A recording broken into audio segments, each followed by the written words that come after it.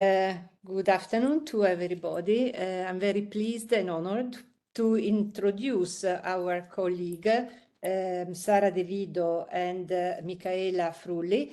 This is for the presentation of their book, the book they edited for Elgar on the Istanbul Convention. And I'm very pleased because this is the first book series, and so we start now just yeah, so to say, Unire International with the presentation of books, and we hope with further initiatives.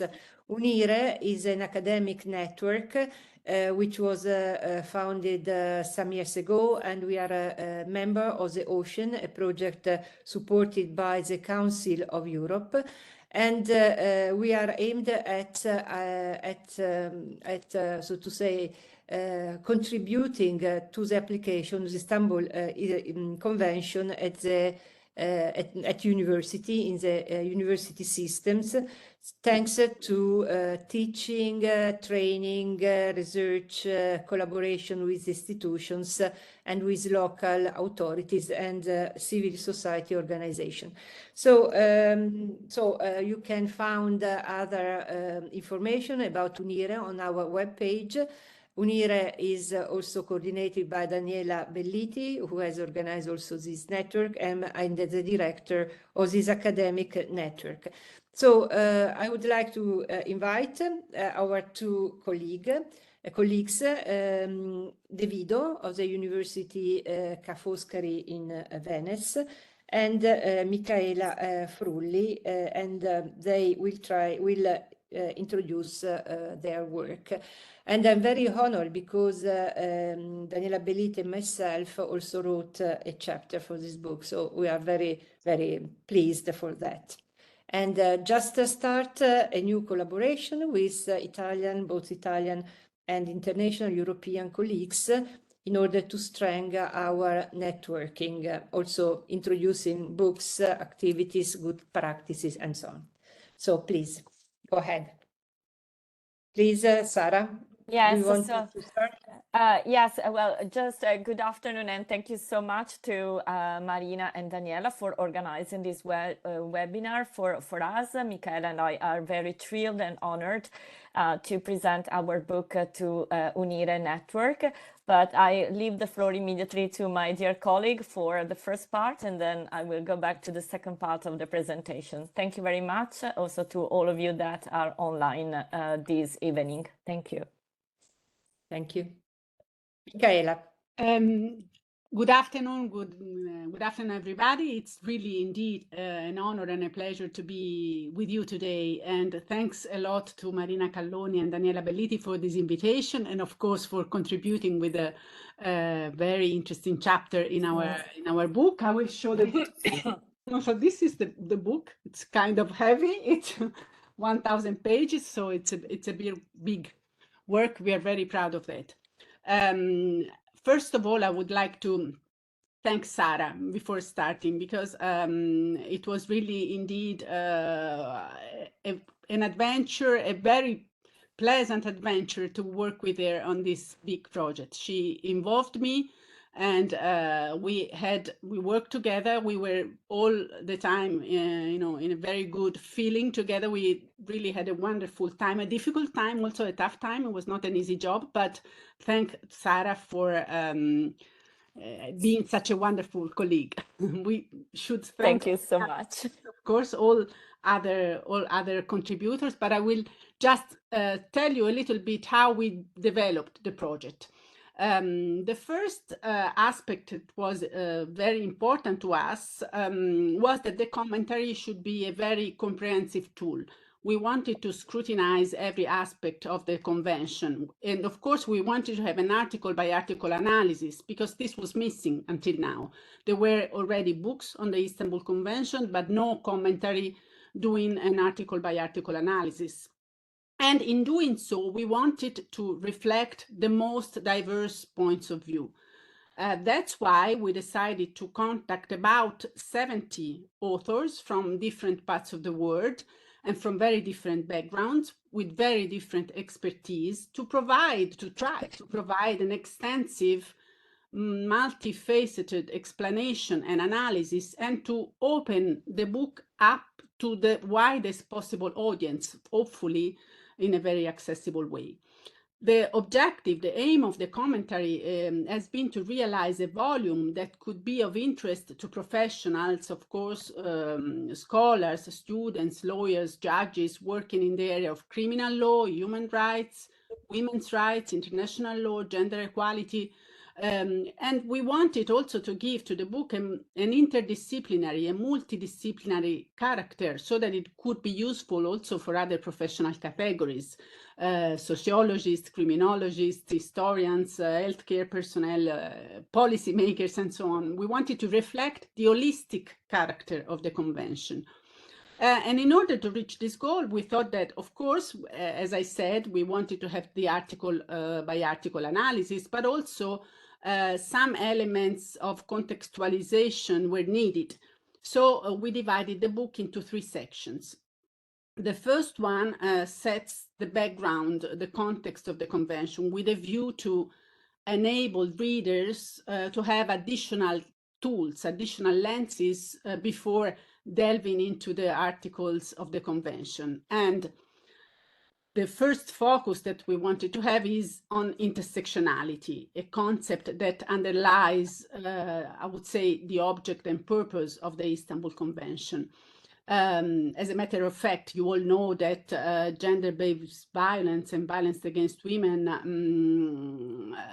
intersects, and discrimination based on this on gender intersects with other grounds of discrimination, multiple grounds: race, skin color, gender identity, age, disability. And of course, to eliminate the root causes of gender-based discrimination and violence, we have to interpret the provisions of the convention in an intersectional perspective. And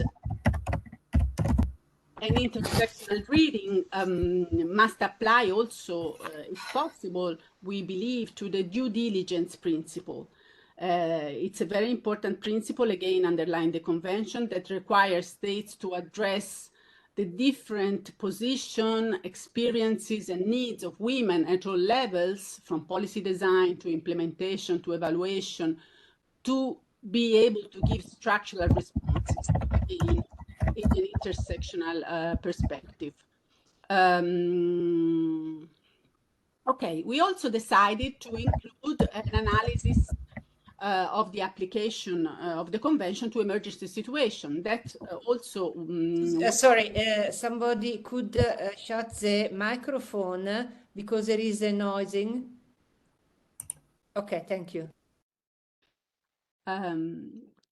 So we also, going forward, we also wanted to include an analysis of the application of the convention to emergency situations, which in fact turned out to be dramatically topical, since we all were affected by the COVID-19 pandemic during the preparation of the volume, and we could touch with our hands how the pandemic affected disproportionately female academics. In fact, there were repercussions on the work that was delayed, of course, but imagine if the repercussions were so important for our small project. Think about the disproportionate impact that it had, as we know, again, on issues of gender-based violence. So we wanted to devote a specific analysis to this aspect, and to stress, in fact, that the convention applies in all situations. It applies in terms of armed conflict. It applies in general to all situations of public emergency. And in fact, throughout the commentary, we try to highlight synergies between human rights law, criminal law, international humanitarian law, and to see how these different bodies of law can work together towards the goal of eliminating gender-based violence. Another crucial element that we thought was important to insert in the first part of the book was the comparison with other instruments, with other regional instruments that are devoted to the issue of fighting against gender-based violence. And we devoted a specific piece on the comparison among the Istanbul Convention, the Inter-American Convention on the Prevention, Punishment, and Eradication of Violence Against Women, the Belém do Pará Convention of 1994, and also with with the protocol to the African Charter on Human Rights and People's Rights on the Rights of Women in Africa, the Maputo Protocol of 2003. And the comparison among these three instruments was conducted against the work of the regional human rights instruments and of the jurisprudence of the Inter-American Court of Human Rights and the African Court of Human and People's Rights. Of course, there are several interesting aspects emerging from this analysis. Of one critical element that emerges from the analysis is the lack of a procedure to present individual communication to the monitoring body, the GREVIO, the monitoring body that it's established by the Istanbul Convention. On the other hand, we have to say that the growing attention to the convention that is given by the jurisprudence of the European Court of Human Rights, and we have to say also sometimes the domestic jurisprudence here and there, we see that they're using the convention as an interpretative tool. Again, I was saying the attention given by the jurisprudence of the European Court of Human Rights, and also, of course, the important accession of the European Union to the convention open up important spaces for the protection of individual rights enshrined in the convention in other judicial venues, even if there is no possibility for individual complaints before the GREVIO. We also included a piece on the Asian system. We definitely wanted to avoid a Eurocentric approach, and we thought it was really important to set the context in a wide way. And also for this reason, it was important for us that the contributors to these chapters were non-European authors. Also, we have to bear in mind that the convention, although stemming from the Council of Europe and being a European instrument, is open to ratification by any state, not only by members of the Council of Europe. So it's important to spread the knowledge about the convention everywhere. It is important to have a comparison among the different instruments also because we often hear that the convention is considered the gold standard for the protection of women from gender-based violence. But we have to bear in mind that it is the gold standard also because it's the last treaty that was adopted. We came late in a sense, so we could profit from the work of other treaties, of other monitoring bodies. And still today, it is very, very important to maintain a constant dialogue among these instruments, among the bodies, the monitoring bodies, because, and I don't need to stress this, gender-based violence and violence against women and domestic violence are global phenomena, and it is important that the efforts made in the various contexts reinforce each other. Unfortunately, what emerges is that there is a clear latitudes, I would say, everywhere. There is a strict connection between the lack of gender equality and gender-based discrimination and gender-based violence, and all the contributions converge on the finding that gender inequality is a structural issue and represents the root cause of discrimination and violence, and we have to work also on promoting gender equality to end structural violence. Briefly, moving to the second section. Of course, I will not tell you about all the articles contained in the section that is, contains an article by article analysis, but just a few notes to see how we asked to the authors to work. Of course, we left the authors free to structure their comment according to their knowledge, to their perspective, to their sensitivity, expertise, but we gave them a few basic instructions. We asked to the authors to start from the text, of course, of the provision, to consider the Council of Europe explanatory report accompanying the convention, to include state practice where possible, and also the review reports were available. So to ensure a certain degree of consistency among the different chapters. Of course, we also asked to do the comparison with other regional instruments or with relevant jurisprudence stemming from other regional bodies where possible. You will see, if you will have the chance to read some of the chapters, that of course the comments highlights both positive aspects, many positive aspects that we find in the provisions of the Istanbul Convention, but also some negative aspects, of course. So there are also critical comments by some of the authors on certain part of the provision, on certain things that are lacking or maybe are not, or even are lacking or are not well refined in the activity of Grevio. So there are also some critical remarks on the activity of Grevio. It's again difficult to choose on which article to give some information. As I was saying before, many comments are very important. The comment on Article 6, for instance, it's very interesting. It's devoted to gender-sensitive policies, and it stresses that the Istanbul Convention endorses a gender-sensitive and a gender-transformative approach. And this is very important because for the first time in a treaty of this kind, violence against women is described as gender-based, where the term gender refers to the socially constructed roles, behaviors, activities, and attributes that a given society considers appropriate for women and men, according to the definition contained in Article 3.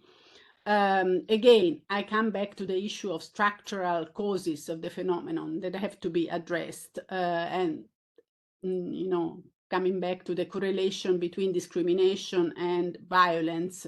This correlation and the identification of this structural problem, hence the need to have structural responses, I would say underlie the convention.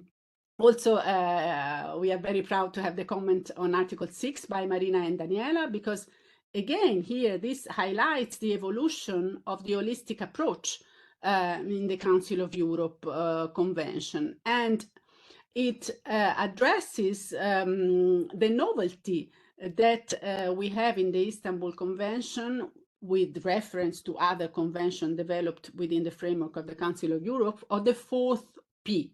The fourth P, you know, the 3P is the classical approach of the Council of Europe Convention: prevention, protection, and prosecution. Here we have a fourth P, coordinated policy, coordinated and integrated policy, that is crucial because it highlights the fact that for the implementation of the convention, coordination at different levels between the agency, between the different bodies dealing with the issue of gender-based violence is crucial. And indeed, unfortunately, the Grevio reports, the first Grevio reports, highlight that coordination is often lacking. And if we take the example of Italy, as also our authors have done, unfortunately, the Grevio findings on Italy are paradigmatic of the average level of implementation of Article 7. The lack of interinstitutional communication and coordination is a big problem, one of the big problems. So it's one of the aspects on which state parties have to work. And the good one, the good guy is Austria, apparently, from what Marina and Daniela have found. There are many other examples. Article 14, again, for instance, on education as prevention, again, stressing the importance that education, elimination of stereotypes must have in the elimination of structural causes of violence against women. And I think this is particularly important now because we all know that we are in a phase of backlash and hostility from the so-called anti-gender movements. Unfortunately, not only gender education is a contentious issue in many countries, but also the definition of the term gender is controversial, and it results in resistance to ratify the convention by some states. But indeed, education is crucial for the first P, for prevention. And this is highlighted in several of the comments that we find in the article by article analysis. I think I will stop here because I've said enough. I've spoken a lot. I will give the floor to Sara to add some more comments on this part and also on the third section of the book. Yeah, the book is really quite rich. It's 1,000 pages. So I admire very much the two editors, because it was a huge, really huge work to do, to put together also not only the different comments, papers, but also to correct, to amend, to check. So it was really a huge work. So very much appreciate their passion also with our article, and not only. And really an amazing effort. Thank you very much. Sara, please. Yes, thank you very much. Thank you, Marina, and thank you, Micaela, for the journey that we had together for the publication of this commentary. It was really a fascinating work, and as Marina was saying also, that led to a very huge result in terms of number of pages, and we hope also in terms of impact to different actors. Well, I would like to stress some more articles of the convention that might be relevant also to open the discussion with the persons that are online today with us today. So Micaela already mentioned the crucial part of analysis on intersectionality. And intersectionality is indeed very important also when it comes to support services for victims. So the articles from 20 to 25. So it is important to take into account intersecting psychosocial, cultural, and contextual realities to avoid minimizing and legitimizing women's experiences of violence and re-traumatizing victim survivors. The comment also on Article 30 highlighted the importance of a gender-sensitive approach to reparations that goes beyond restitution and also considers the free psychological treatment for victim survivors. Actually, the Inter-American Court of Human Rights has proven to be extremely open to broaden the scope of compensation and really to endorse a gender-sensitive approach to reparations. And gender-sensitive reparations can also be brought into the Istanbul Convention using a contextual and systematic interpretation of its provisions. Another critical feature that the commentary highlights is that the Istanbul Convention recognizes the need for appropriate justice proceedings that limit the introduction of evidence related to the sexual history and conduct of the victim. This is one of the articles of the Istanbul Convention, Article 54, and this is aimed at avoiding gender stereotyping and victim blaming. The Convention also recognizes the discretionary power of judges to admit such evidence, I quote, only when relevant and necessary. And this is where the jurisprudence of the European Court of Human Rights might help. We have seen actually this, Micaela and I, when we were in Strasbourg, and we had the chance and the opportunity to talk to the French judge of the European Court of Human Rights, who actually stressed the role of the European Court of Human Rights also in using, well, not directly applying, but using the Istanbul Convention for the interpretation of the provisions of the European Convention of Human Rights.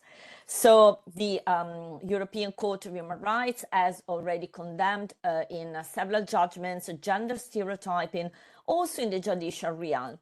And one decision is, I'm afraid, very important to remember, JL versus Italy, where our country was condemned for judicial decisions that were really entrenched with gender stereotypes that resulted in victim blaming and secondary victimization. Well, concerning criminalization, when discussing Article 36 on sexual violence, including rape, and Article 37 on forced marriages, we considered important to extend the analysis from the times of peace to the times of war, including international criminal law into the picture. And this continuum of violence is stressed throughout the book, actually. It is a key feature of the analysis in general in the chapter of emergencies, but also in some specific provisions. And when we were saying before that there were several authors from different parts of the world, that was a decision that we made in order to incorporate also critical approaches to the Istanbul Convention and to avoid only Eurocentric perspectives. This is why, for example, the Article 42 that relates to honor crime was analyzed by two scholars from a post-colonial critical approach.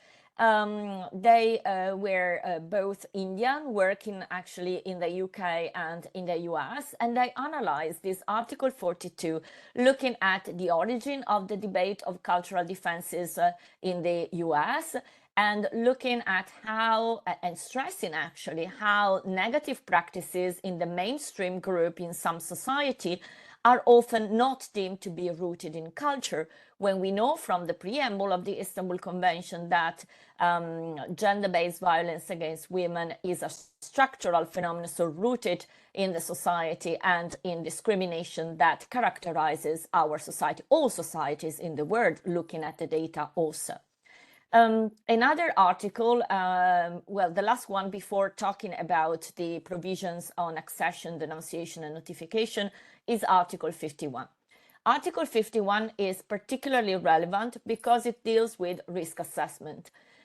Risk assessment is a procedure that falls under the response to gender-based violence against women, but it is also considered as a form of prevention, of early of secondary prevention, because it allows to detect the signals of violence and try to prevent the escalation of violence. Article 51 is relevant for two reasons. One is that looking at the way risk assessment is conducted throughout Europe, you can see a very different approach from country to country.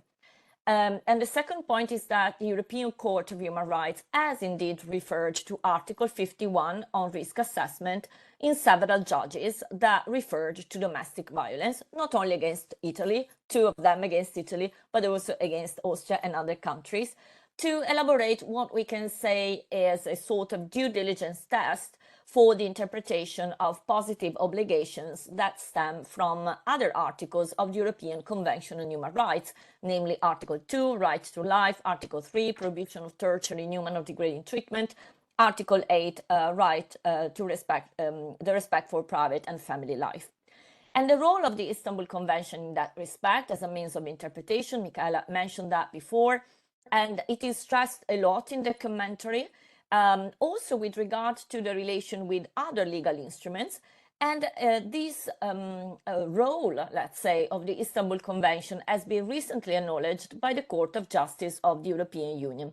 In January, the Court of Justice of the European Union has specifically mentioned the Istanbul Convention as a relevant treaty to be used for cases of requests for refugee status and other temporary forms of protection. The reference is Article 78, paragraph 2 of the Treaty on the Functioning of the European Union on the Common Asylum Policy. And this is really crucial because the Court of Justice of the European Union has really paved the way for the use of the Istanbul Convention in that respect. And when addressing the provisions on accession, denunciation, and notification, we added comments on the possibility of Israel to accede to the convention, now, of course, dramatically obscured by the current situation and also by what preceded actually the current situation, and on the withdrawal of Turkey from the convention. So we had two short comments on these two situations from scholars working in Israel and in Turkey that provided their view on the possibility of accession on the one hand and the withdrawal on the other. Of course, needless to say, a comment on the European Union accession was needed at the time of the publication of the book, because the publication required many months, of course. So at the time of the writing of this comment, the accession was a possibility, not a reality. Now it is a reality. And the accession by the European Union to the Istanbul Convention is surely determining an evolution of European Union law and policies in the field of countering violence against women. Just a few notes here, because there are many aspects that can be mentioned. One is the issue of European Union competencies and the limits of the application of the Istanbul Convention in light of these competencies, which are Article 82, paragraph 2 of the Treaty of the Functioning of European Union, so judicial cooperation in criminal matters, mutual recognition of decisions, common asylum and policy, as we said before, prevention, Article 84, and a part that refers to public administration of the European Union. The second point is to stress the impact of the Istanbul Convention on countries that have not ratified the Istanbul Convention yet. So within the limits of European Union competencies, the Istanbul Convention becomes binding also for those countries which are at the moment Bulgaria, Czech Republic, Hungary, Lithuania, and Slovakia, that have not ratified, just signed, but not ratified the convention yet. Third point is the implementation of the Istanbul Convention through the newly adopted directive on combating violence against women and domestic violence, which was voted last week. Final point, then if there are questions, we are both glad to answer to all your questions, if possible, of course, if we can. And the final point regarding the accession of the European Union that is particularly relevant is the role of GRAVIO, the monitoring body, which is going to examine the compliance of the EU with the provisions of the Istanbul Convention. Of course, this is really a very quick sketch of the contributions that we have in this volume. And what we would like to stress is that we asked also the authors to highlight new aspects, positive aspects, but also the critical aspects of the Istanbul Convention, including some shortcomings and gaps. And this is precisely what leads us to the final part of our book, which is section 3. And section 3 was not an article by article commentary, but it contains some thematic chapters linked to the limitations and gaps related to the Istanbul Convention. And there are 3 points. One is a contribution that is devoted to the Internet of Things facilitated domestic violence. And this chapter follows up on the comment to Article 17 of the Istanbul Convention that you might know regards the participation of the private sector and the media. And we asked a scholar who is a linguistic to comment on Article 17 because we thought that it was very important to know how the use of language in the media and in the private sector determines gender-based violence against women. And this thematic chapter looks into the digital dimension of gender-based violence against women,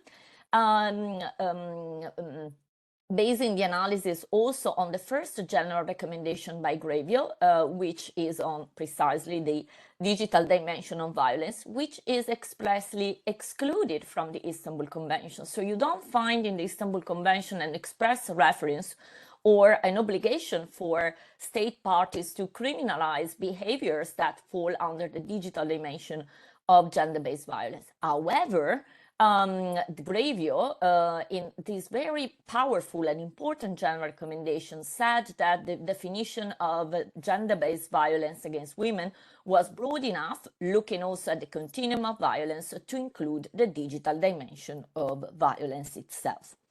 And we also know that the new directive of the European Union criminalizes specifically several forms of cyber violence, including the no consensual sharing of intimate images, the so-called revenge porn, but also cyber flashing, cyber stalking, cyber harassment, and misogynist hate speech.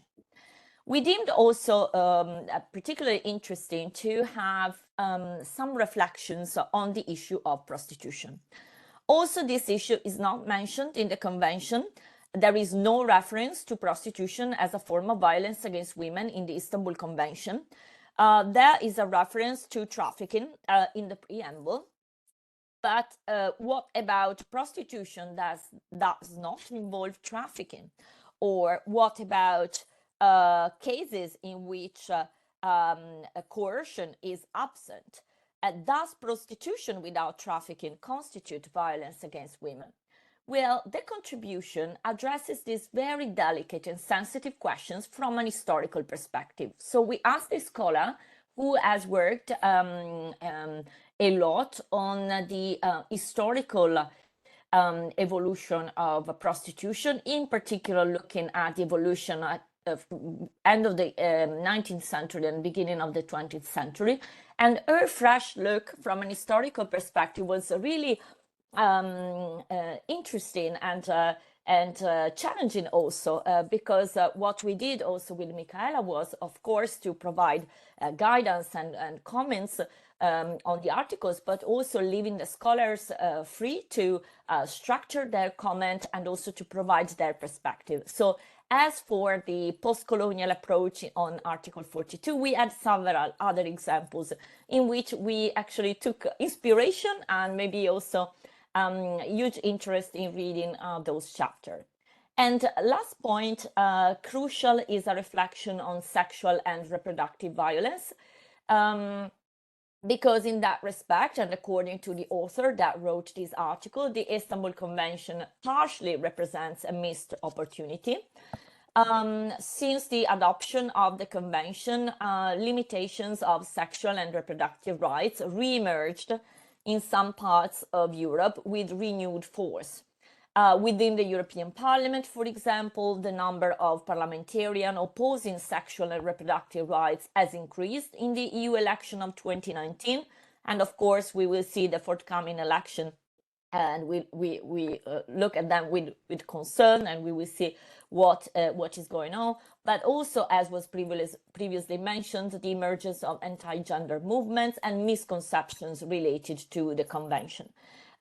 Recently, also, the European Union published a report on gynecological and obstetric violence, which is also particularly relevant for further analysis, even though we know that health is not part of the competencies of the European Union. But we saw from the pandemic on that the EU has something to say in that respect, although in a limited way, according to the treaties.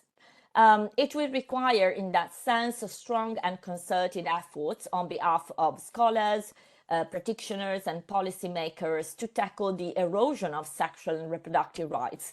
And the Istanbul Convention might be used where and whenever possible to ground a response to these challenges. In that respect, the role of Grevio is decisive, and it has been, because in the provision of support services, for example, there are some references in the baseline evaluation reports to access to sexual and reproductive health services. And eventually, and to conclude, we hope that our commentary in highlighting strengths and weaknesses of the Istanbul Convention in the context of other international, regional, and domestic legal instruments, but also jurisprudence and practice, provides a useful tool to foster the structural changes that are needed to put an end to gender-based violence against women and domestic violence. And we know that this journey is particularly difficult and full of obstacles, but we do hope that our volume represents an insightful travel guide. And thank you very much. Thank you. Thank you very much. Will be your book a really very important also text, not only for scholars, but I think also for practitioners and for also people, representatives working in institutions, local, national, European, but also international. And the aim also of this presentation is that to try, to show also the importance for academics to know very well also the impact of the Istanbul Convention, mainly nowadays when it has been put into force also through the directive by the European Union, but also the many challenges we have, the resistances also by not only Turkey, but mainly by East European countries which were supposed to have applied during socialism also gender equality. So many challenges also about new topics, about risk assessment, but also about cyber violence, reproductive rights, women asylum seekers, and so on, but mainly also women, gender-based violence in times of peace, but also in times, unfortunately, of war, which has become one of the big issue also this year and the last year due to the two wars we have in Eastern Europe, but also in the Israeli and Palestinian conflict. So I want just to say that the holistic approach is very much basic also in your book, in the Istanbul Convention, but it was really funny, so to say funny, is that is not present, this word and concept in the Italian translation. Also holistic, as we also stressed in our chapter, holistic is of Greek origin, so we use very much words with Latin and Greek origin, so it's very clear. I don't know why it was not translated in this way, and so also the Italian translation was not so good in many points. So I don't know in other national translations, but I want just to say that we have to support also in Italian papers the notion of comprehensive holistic, but holistic was not mentioned. So this is also very much interesting also in terms of translation as a use of language also in international European also text. So now I would like to ask to colleagues, to attendees, participants to put a question, because we have so many questions at stake. Okay, please. You can write if you want in the chat or just to Daniela, is possible? Do they have all access to microphone? Go ahead with a question. Yes, it's possible to. Okay. We have also members of our networks and also international colleagues. So please, any question, because it's they were very amazing. The two editors, just to summarize in so short time, more than 1,000 pages. Also because it was not only a matter of comments for each article, but also, as said, there were also very important also thematic chapters, like in the case the use of language, and then the issue which have been, so to say, like digital cyber violence, which was not explicitly mentioned in the Istanbul Convention, but it is, as Grevio said, included in the broader notion of gender-based violence. So it's to say that as much as we talk about gender-based violence, there are always new also words, concepts, and they are catcalling or for revenge and so on. So this is also a matter also just to be aware about the many faces of violence, which have been also reinforced through social media, also through this misogynic also representation, and we have to be aware about these new forms of violence. Anastasia wants to speak. Anastasia? Anna for Hello. friends. Anastasia, hi. Hi, Marina. Can you hear Hi. me? Yeah, Thanks perfectly. very much. Thank you. Congratulations on the publication of the book. It's really great to hear and to listen to all these great information. Please allow me one question. Actually, it's two small ones. Following Marina, what Marina just said, she talked about so many multiple challenges we face as women, as professionals, as citizens in the European Union and in our states. To me, as far as I studied these things, combating anti-gender movements appears very closely related to combating far-right rhetoric and far-right populism, perhaps. It used to be somehow different in the 20th century, but in the 21st century, it appears to be very acute that far right is taking advantage of feminism and anti-feminism in order to articulate a whole multiplicity of arguments against women and against their rights. Please comment. Is it so? Do you think that combating, in a way, combating populism and far right appears as the best way to fight against anti-gender movements? Or is there any other way you think might be possible institutionally, politically, socially? Please comment, please elaborate, and many congratulations again. Thank you.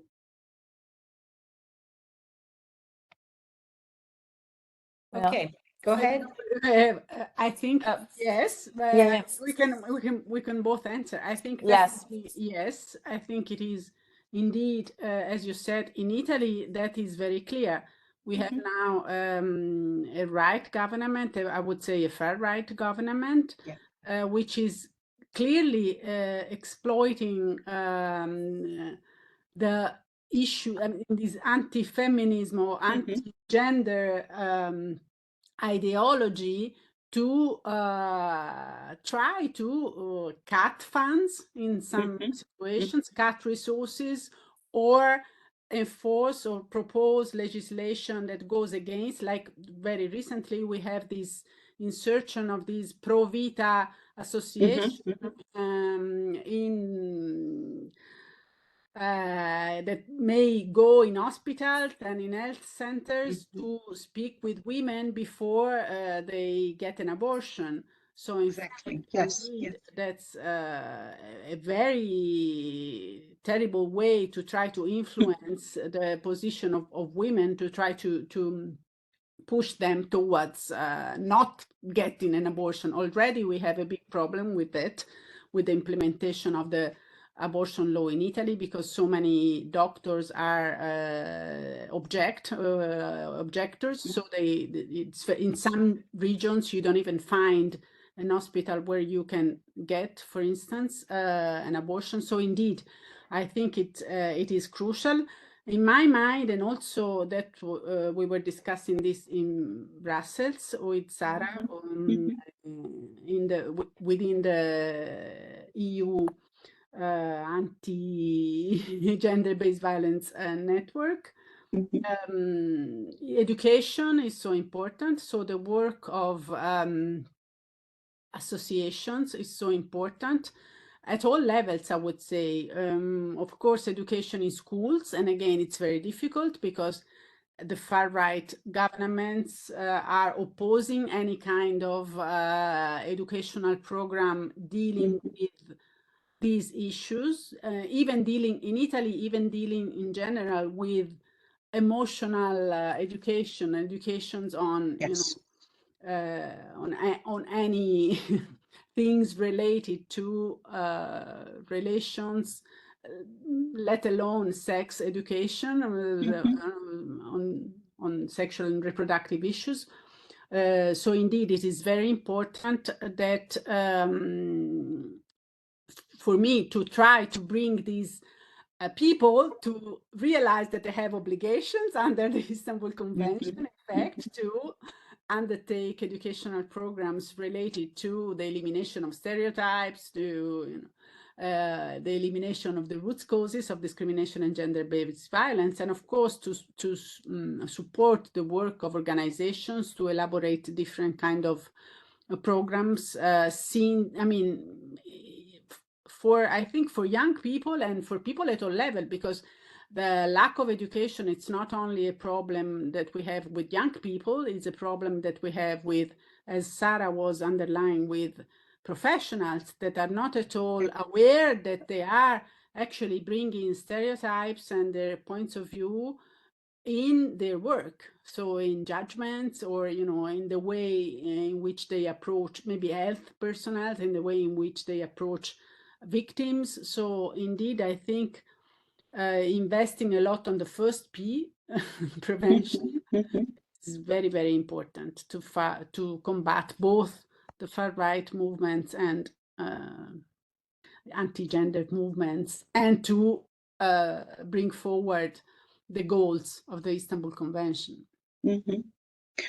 Just please allow me a short remark to come back for 1 minute. It appears, I'm not saying that as early as in the 20th century, that if you, let's say that communism has solved everything and now we don't have any gender issues. I'm not saying that. But I'm not saying that if we combat the far right, gender problems are solved instantly and everything is okay. But it seems that the far right, especially in terms of the political system, of the party system, has taken full advantage.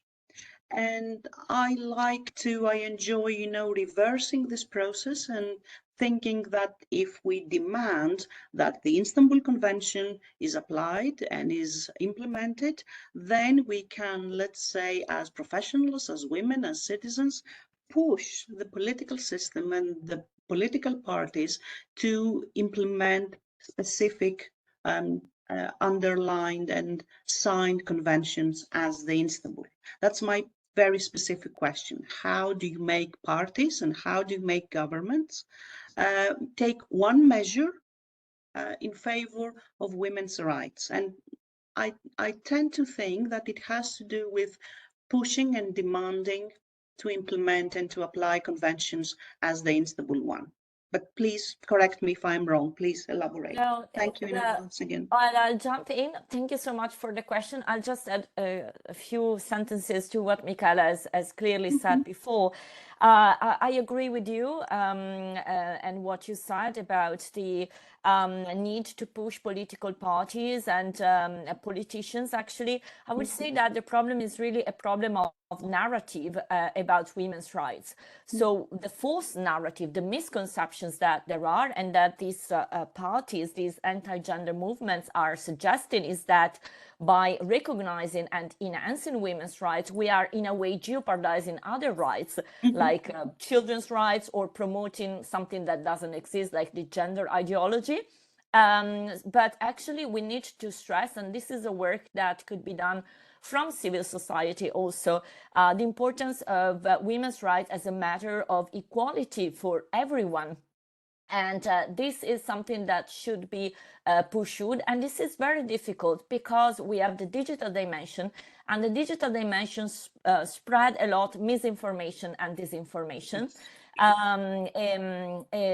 scholar that is working with me, a fellow, she is precisely looking into misinformation and disinformation related to the Istanbul Convention. And the framework and the panorama is really worrying because through the digital dimension, a news that is not true spreads around very, very quickly. And this is one point. Second one is education. Micaela said that very well already. And the involvement also of all genders, and boys and men, as well as the Istanbul Convention requires. And it is truly a cultural problem, also because I think that another thing too, as what you were saying, what can we do with political parties and with politicians, is to stress that violence against women is an anti-discrimination issue. Sometimes what is what you receive from the public debate is that all femicide are outrageous. Of course they are, but we don't realize that there are root causes. And these root causes, I'm afraid, are sometimes dismissed in the programs of political parties. So you are totally right when you said pushing political parties to acknowledge the obligations that stem from the Istanbul Convention. And now we have another instrument, which is the European Union. So the European Union, through both binding legal instruments like the directive, which has a strong part on prevention, but also through no binding legal instruments. So this work that Micaela was mentioning on the network on preventing gender-based violence. So both through binding and no binding legal instrument could contribute to that. But the journey is very long and very full of obstacles, I'm afraid. I hope that we could provide some, well, not really a clear response, but at least some insights on what we think the Istanbul Convention, how the Istanbul Convention can be used in that respect. But I think indeed you are right in saying that we have to make our politicians realize that they undertook obligations. So in fact, it's not discretional. In principle, they shall implement what they subscribe to. So in fact, that's, I think, a very important point. Unfortunately, in Italy, I think it's most of the time it is understood not unfortunately, it is important, of course, but in terms of criminal response, the criminal law response. So in fact, there was a good implementation in terms of introducing new crimes, but in fact, the critical issue of prevention and of changing the patriarchal culture is not at all adequately addressed in Italy and in many other countries, unfortunately. Yeah, and Anna, what is the situation in Greece? Thank you for the question. I didn't want to go into that, but thanks for asking. I would say something quite general. After the far-right rise and fall, the last 10 years, we are all aware now that institutions matter. That of course they have problems, they have challenges, they have, good and bad sides, but it was after the far right was taken to court and they were prosecuted for, the murder of people, Greek citizens, immigrants, that everybody realized that the far right is something that can be combated with institutional processes. And that's my understanding. Every time there is the question of gender and there's the question of women's rights, that institutions have to play a certain role, a certain part into facing and dealing with women's rights. So as far as women's rights are concerned, in Greece, I think that there are so many people, women, men, every day complaining about not having access to their rights, in terms of their gender. And that's the question from very small age to very old ages, as you said, in every section of society. But the question that I try to understand is how you deal with these challenges. And, the institutional part appears to me the most important. It's only when people have access to their rights through institutions that these institutions and these rights seem to matter. It's not something abstract, it's not something that we take for granted, but they have to be implemented. They have to be applied somehow, somewhere. And the same with women's rights, of course, and their demands. They have to be institutionalized in education, in the universities, in law, in courts, in every part of the institutional world, in the States and in Europe as well. If that makes it clear, yeah. Thank you very much, Anna. Anastasia, other question? I don't, Daniela, could you see whether there are raised hands? No? No, there aren't hands. I There see aren't you. requests for. Do you have any question, Daniela? No. No. Okay, what I want to ask to the editors I is, would like to show the book that I put on my bookshelf beside me. okay. So far, it's good luck. It's a sign of good luck. Hoping that the Istanbul Convention could be applied in all EU countries because there are 6 countries which are still resistant. So what I wanted just to ask to the editors, what has been the main challenge or obstacle you found in the public, despite I mean the effort, the tiredness. What has been the strongest challenge you have you had to face? Besides the passions towards the authors who were always late, in our case, but what was, I mean, theoretically and practically, the main challenge or the main challenges you had to face?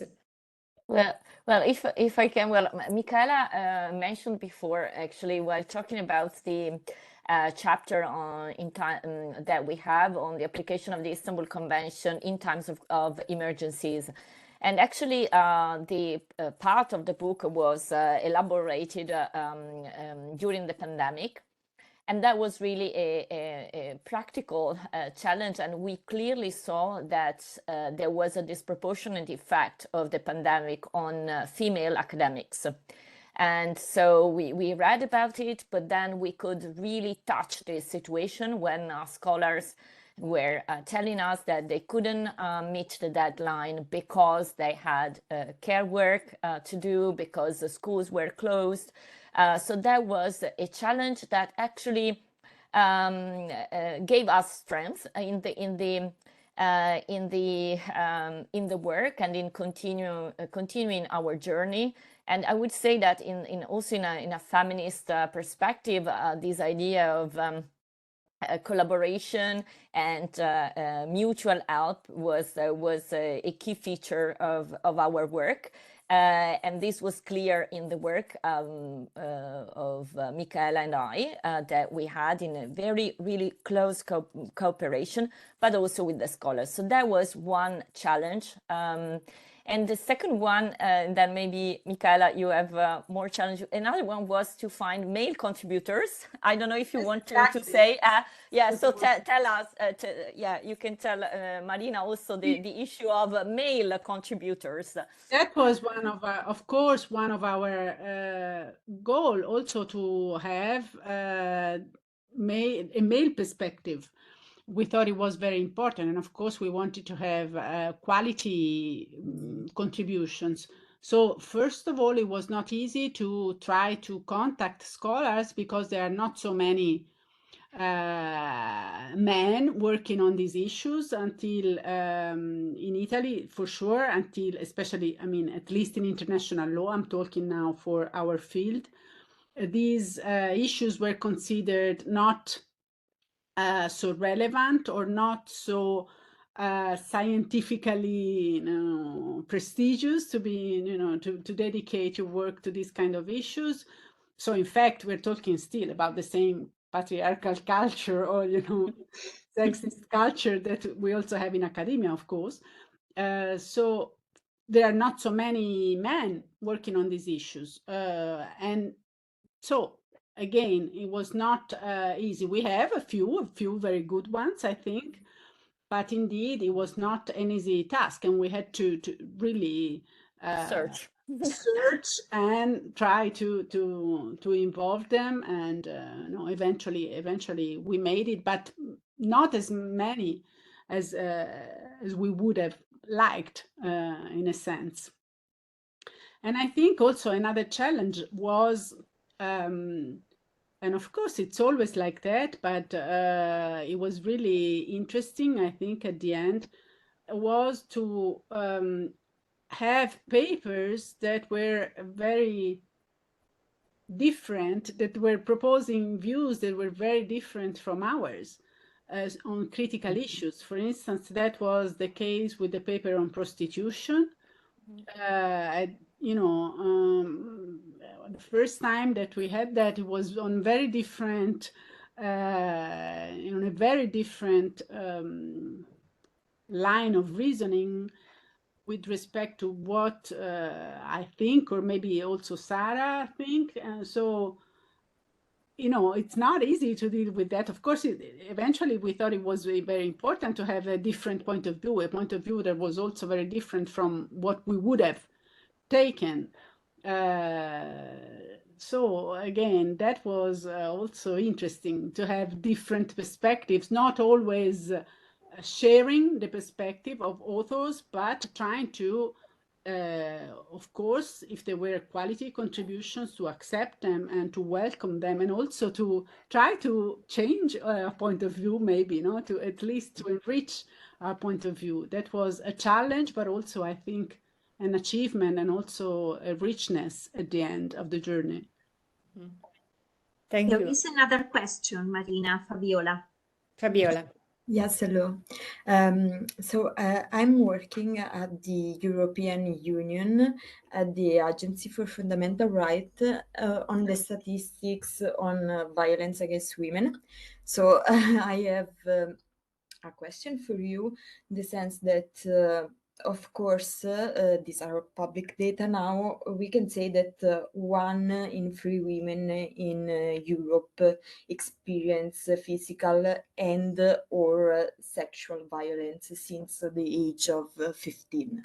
But as today, the Council of the European Union accepted this directive on violence against women and domestic violence. So I wanted to ask you, since you underlined some issues on the Istanbul Convention, are you optimistic about this new directive that the European Union adopted? Do you think it will solve some of the lack of the Istanbul Convention that you raised? Thank you.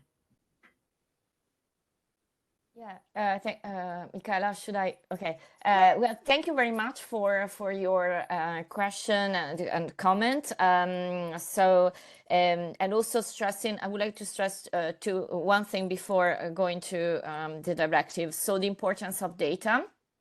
And so thank you for sharing also your experience. The importance of data is crucial, and it clearly emerges from the Istanbul Convention, and actually from the work that at European Union level has been done by FRA, but also EIGE, Eurostat.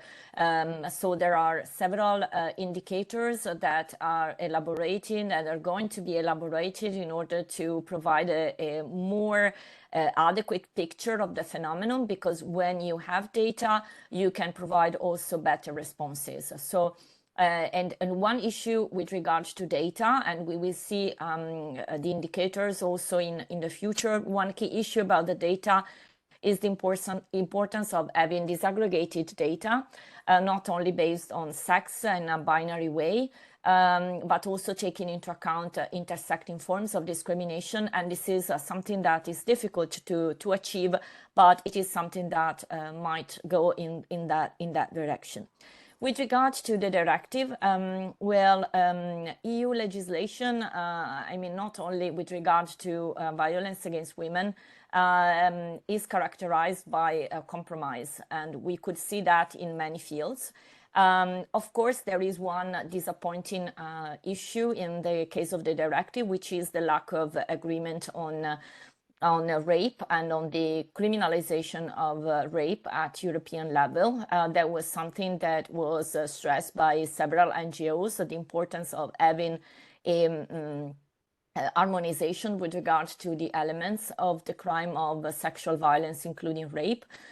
even though it should be also acknowledged that 16 EU member states out of 27 have already a definition of rape, sexual violence, including rape, that is in line with the Istanbul Convention so far. But that was crucial. The directive has a very strong part on prevention, which tried to at least fill a bit the gap of the lack of harmonization of the elements of the crime of rape. And so in the field of prevention, you have raising awareness on the notion of consent, education, and others, which is not the same, but that was an attempt to do so. The second part is the protection of victim, which is also very important in the directive. And in terms of criminalization, which is a crucial issue in the European Union, because criminal law is a topic that is very sensitive for member states, and we could clearly see that in the negotiations for the directive. But we can say that with regard to criminalization, something could be achieved with regard to female genital mutilation and forced marriages, and also something that even goes beyond the Istanbul Convention, which is violence in the digital world. And that is something, who knows, we can't predict the future, but for sure, and laws are not enough, criminalization is not enough. But for sure, having the criminalization of this behavior in the digital world might lead also to the adoption of further measures. There are some aspects that could have been better written in the directive, also according to the amendments and the suggestions of the European Parliament. So there is also a strong, let's say, attempt to gender neutrality, which is a problem because Grevio stressed a lot that violence against women is a form of gender-based violence that disproportionately affects women. So there are these issues. The fact that violence against women is not defined as a form of discrimination against women in the very definition at the very beginning. But if you ask me if I'm positive, I would say that consider the mechanism of the European Union. I'm positive because that was something that was achieved after years of work, and it could have been better. Of course, it could have been, absolutely, as all legal instruments at European Union level. But also the part on data collection is very strong in the directive, so we will see whether it is going to be adequately implemented. Thank you. I wanted just to remember that disaggregated data started only in 1995 with Beijing Convention on Women's Human Rights. So we are still at the beginning about a phenomenon like the gender-based violence, which emerges, step by step. And what I want to say is that, for instance, in Italy, the last national survey was in 2014. And now, since 2 years, we have a law saying that we have to have regular, data collection. Also is not yet started, but also at the FRA, because I was at the board, board of administration of the FRA some years ago. There was also at the beginning, there was also this survey, but was also 10 years old now, because it was also in 2014. So I was just asking to Fabiola whether you, also the FRA, the Fundamental Agency for Fundamental Rights, is also thinking about a new collection, data collection about this issue, or is the age which will collect this data, because it was not clear when there was this, between the FRA and age.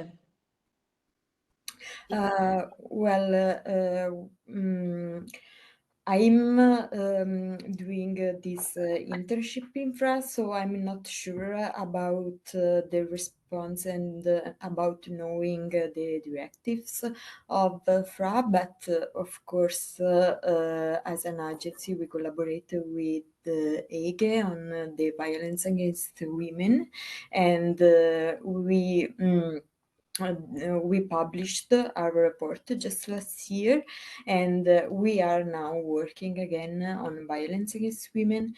But that's all I can say from my part right now. But thank you. Okay, thank you very much. Further question? Can I make a question, please? You spoke about emergencies, no? But now emergencies are worse. And what do you think about the role that Istanbul Convention can play in the situation of war crisis? There is a very strong topic now. May I add something, because emergency has been often used also in the issue of gender-based violence. Emergency sense that something is emerging, which was hidden and also denied. But nowadays we are the emergence of data, as we said before, the emergence of the phenomenon. The problem is that gender-based violence increased during the pandemic, as also the World Health Organization stressed. So there was a hidden pandemic in the pandemic. Also because gender-based violence is, considered by the United Nations a pandemic, because present in all countries in the world. So there is a problem how to emerge, because talking about also violence, also the numbers increase, because there is no longer the victim shaming as before and so on. But now we have the emergency in poly-crisis, because also the economic crisis also increase, also aspect of gender-based violence, the new media, and also, of course, war, because we know that we'll have the possibility also of the work at the Court of Justice, of course, of Human Rights in Strasbourg, about also crimes, rapes during war, but also probably also international penal courts about crimes against humanity and crimes of war. So what do you think about this complexity of emergencies where gender-based violence is increasing in times of peace, but also in war, in terms also of rape, forced pregnancy, the problem also, which is very clear also about women refugees or women asylum seekers. So how do you think that could protect also these women, the Istanbul Convention, also because it's applied, is bigger than the European Union, because it is applied in 46 states, and some are in a war, in conflict, like Armenia and Azerbaijan, because Azerbaijan never signed even the Istanbul Convention, and the Russian Federation has been expelled. But how do you see, because there are states which are conflicting, also part of the Council of Europe, and so part of the Istanbul Convention? Shall I say something, and then maybe Sara, you can say also, you can add something. Of course, the Istanbul Convention is, it's clearly stated in Article 2, paragraph 3, that it applies to times of armed conflict. Of course, it's not to apply alone. It is complementary to in other instruments of human rights law, to international humanitarian law, and to some extent also to international criminal law. So of course it has to be applied in synergy with other rules pertaining to other bodies of law that become applicable in times of armed conflict. Indeed, I think that the interplay among the different rules in this body of law may at the end reinforce the struggle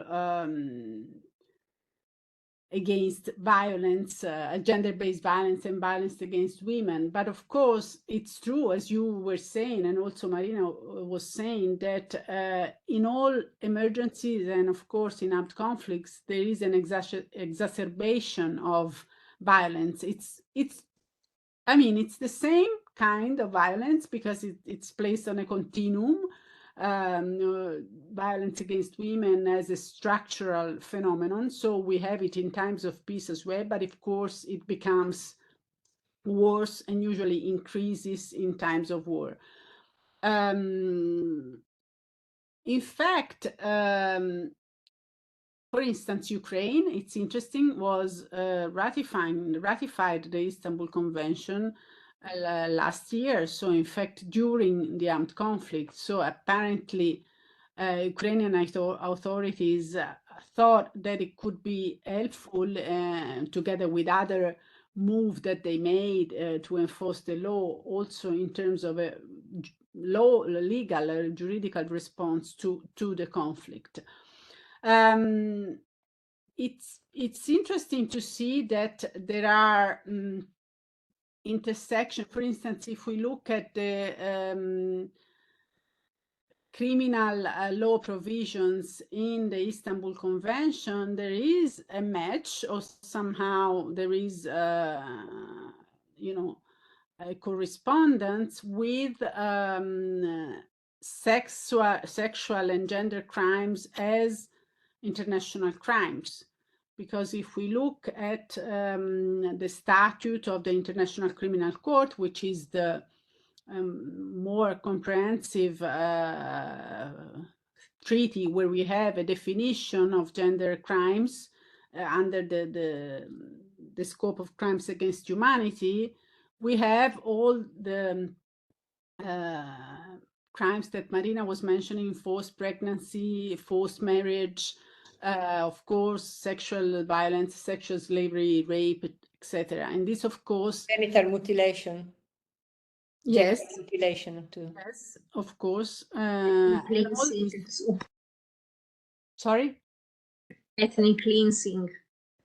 Yes, ethnic cleansing is not necessarily based on gender. It's more general. So, of course, persecution, it's very interesting because ethnic cleansing is a form of persecution, and persecution indeed may be perpetrated according to different grounds. And the ICC statute includes gender among the grounds for persecution, to label some acts as acts of persecution.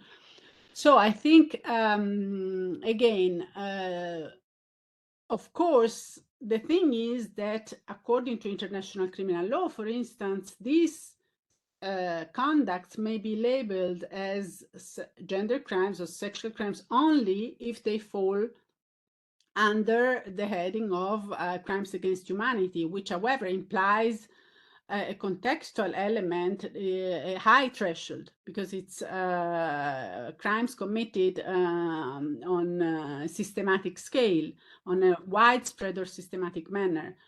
So I think where we do not arrive to reach this threshold, which may be the case, well, the Istanbul Convention may fill the gap.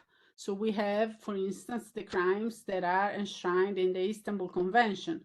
So again, of course, in those situations, it's not easy, and especially, unfortunately, it's not easy to stop the crimes while the conflict is ongoing, but we see it, it's not easy to stop any crime the moment that the conflict is ongoing, especially if the states involved are not willing to respect at all the rules, the international humanitarian law rules.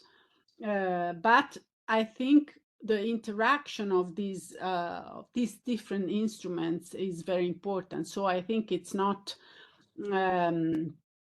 useless to say and to try to uphold also the application of the Istanbul Convention in times of armed conflict. although of course again it's always deceiving what we see while the conflict is ongoing, especially while the conflict is ongoing. I don't know if you want to add something, Sara. No, you covered actually the answer perfectly. I think that just a note on also the chapter on migration that might also be useful in to consider in times of emergencies in general, and we will see how this chapter is going to be interpreted by courts. We do have some examples also at domestic level of the use of the Istanbul Convention, but not in case of escaping gender-based violence in armed conflict, actually. But we can see whether in the future there might be room for interpretation in that respect.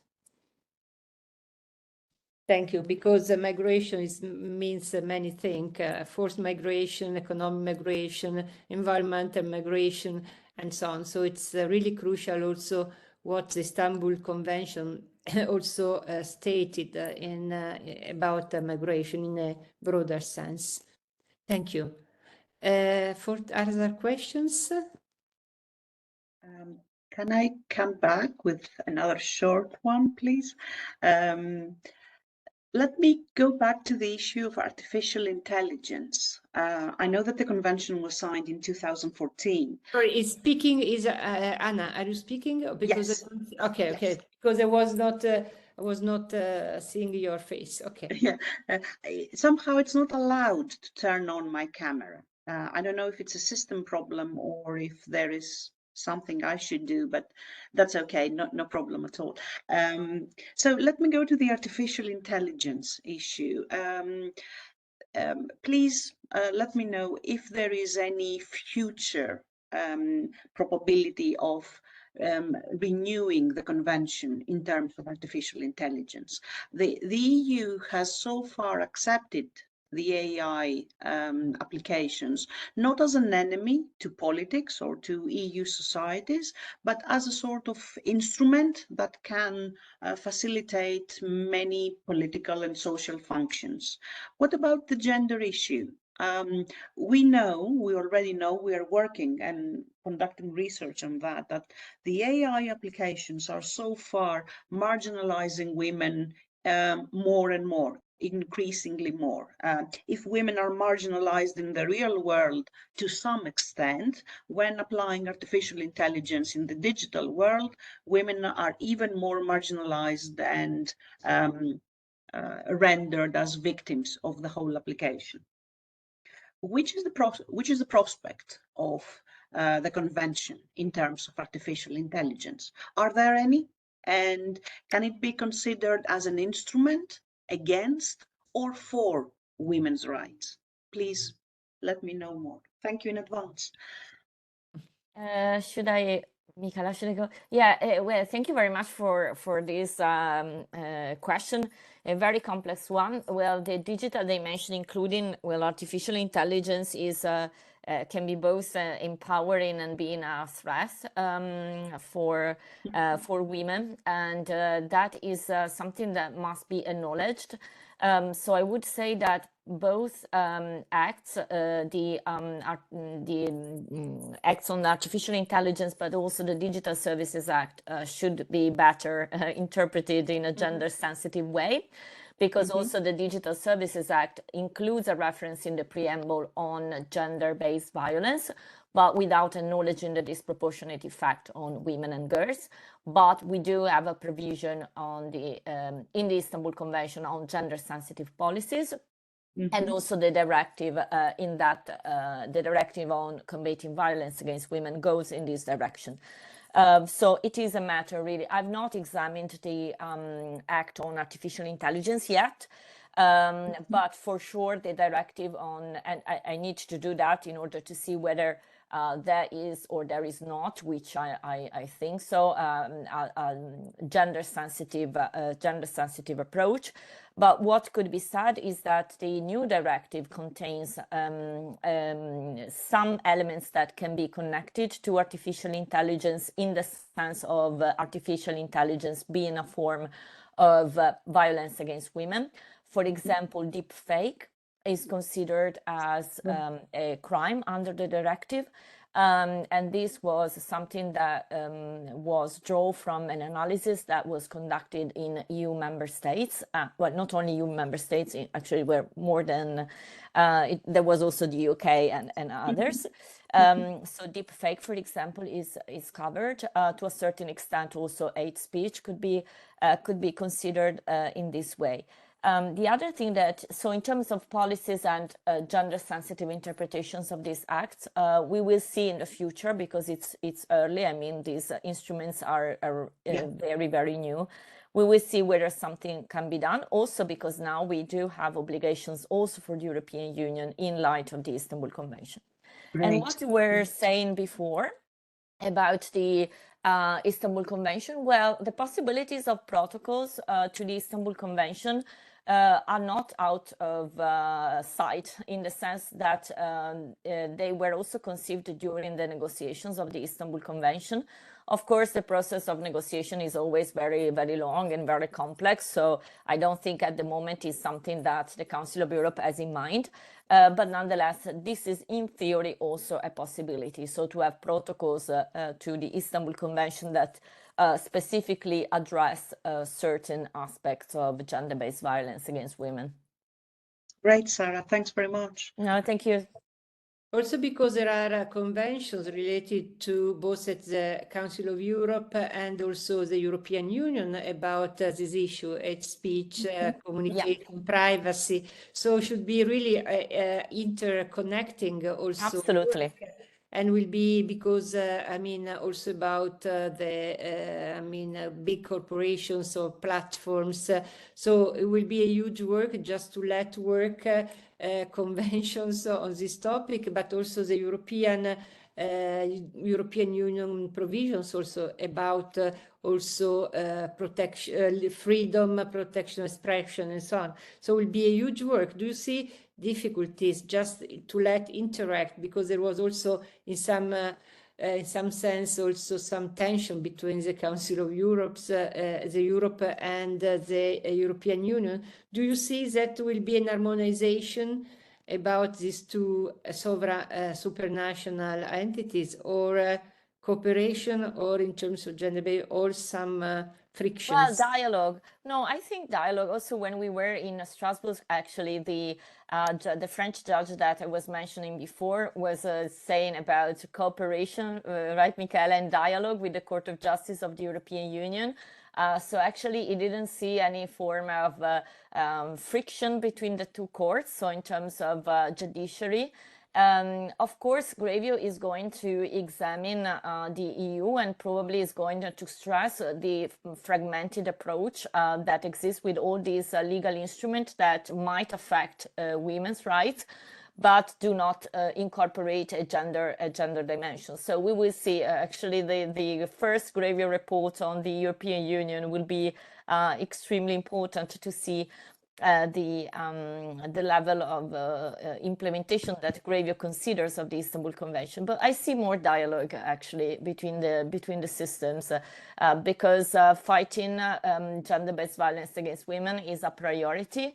Well, it was, at least, because now we have the elections, we will see, but it was surely a priority of this Commission and European Parliament as well, and the Council of Europe as always is important challenge in their mind. So I think that dialogue is more the response to your question. Yeah, but I was very much curious. How will work the Grevio in relation to the European Union? Just what will monitor laws, conventions, but also some states like Lithuania, Czech Republic, which stated that the Istanbul Convention was unconstitutional. What kind of pressure will the European Union have to do against the resistance of such states like Bulgaria, Hungary, and so on? Because then they will be monitored by the Grevio, and the Grevio will monitor what? The situation of the 26 states or will 27 or evaluate directives because it's a little bit puzzled. Well, we will see. I mean, it is very difficult indeed. So we will see. We were presenting at Gravio as well, the commentary. And of course, this is something that they just started to formulate the evaluation of the European Union. So we will see how, in which direction it goes. We are not sure yet, because of course there is this issue of European Union competencies. So of course, the European Union can be monitored only within the competencies of the European Union, which has effects, of course, on states that have not ratified the Istanbul Convention. So we can see that in the directive. A directive is a binding legal instrument for all 27 member states of the European Union. When the directive reflects provisions of the Istanbul Convention, or when the directive goes beyond the Istanbul Convention. And that was approved. So in that sense, the directive is an instrument that might also push or suggest countries to ratify the Istanbul Convention. But how the report is going on, we will see, because it's really open and it is at a very early stage. So I can't predict really how the report is going to be structured and what they're looking at. For sure, at the legal instrument of the European Union, that is for sure. But then it is hard to say at this very early stage. Okay, thank you. Thank you very much. Also, the officials of the European Union were asking us to predict more what, but it's difficult. I think it will be more. The first evaluation has to be a baseline evaluation, like it has been for all states. So I think it will be more, again, always taking into account the competencies, but a more general overview. I don't think they will get into the details of individual states. No. I don't know. That's my idea. But see. Do you think that the Istanbul Convention will be safe after the European elections? Prediction, cross the finger. Hopefully, I mean, it would be a very serious. I mean, you mean that you think we risk a withdrawal? Hopefully, not so much applied. Oh yeah. I don't know. Of course, it's again, I think there we have to work a different. It was good actually, to be honest, to have the directive now, because if it was not approved, then we don't know what would have happened with the next parliament, with the next presidency also. Presidency also, but indeed, I don't know. I think it's difficult to move back, at least. I mean, in a proactive or in a very open way. That doesn't mean, of course, that it will be easy to make steps to implement the convention. But that's the same thing at the national level. I mean, also we were with Sara, we were in this network that she was mentioning. I mean, she's actually the expert of the network, and I was a guest participating in the discussion, and there were very, very important projects presented by different members of government from different countries working on different aspects related to education, or to specific programs devoted to enhance the knowledge of the convention. Then there was the Italian representative sent by the Department of Equal Opportunities of the Prime Minister of the Presidency. There was mentioning a lot of fundings devoted to these fields, but we were asking for some specific information, but there was no specific information. So I think, for instance, in Italy, we are very much behind what we should do in terms of even spreading the knowledge about what the convention says, provides, and what, everybody could do to enforce, I mean, to implement the convention. So let's see Let's see. if it's true that it's really the money is going also in this direction, the money coming from the EU, actually. Yeah, of course.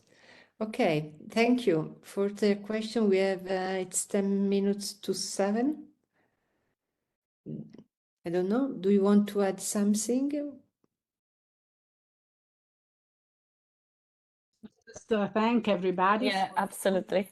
for the questions, for the participation, for being with us, for the interest in this work.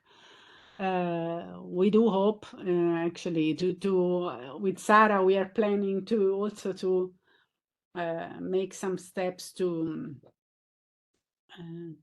bring the knowledge of the commentary to practitioners. So for instance, we presented it in Florence to the lawyers. So we believe also it's important to and also we will present it to the lawyers in Milan, actually, in 2 weeks. Yeah. Where? Statale. It's an event organized together by Statale, University of Milano Statale, and the Ordine degli Avvocati. I don't know how to say this in English. And also we will try to propose some program to judges. Also, some judges already contacted us and highlighted that it is important to bring the knowledge of the convention to the judges. So we will try to also to promote the work in a practical way. Yeah, it's very important. So if we can be helpful, just if you send the leaflet of your Of course. seminar, we can spread to our network, and if there is anything we can do also to organize with, I don't know, if practitioners also, Of course.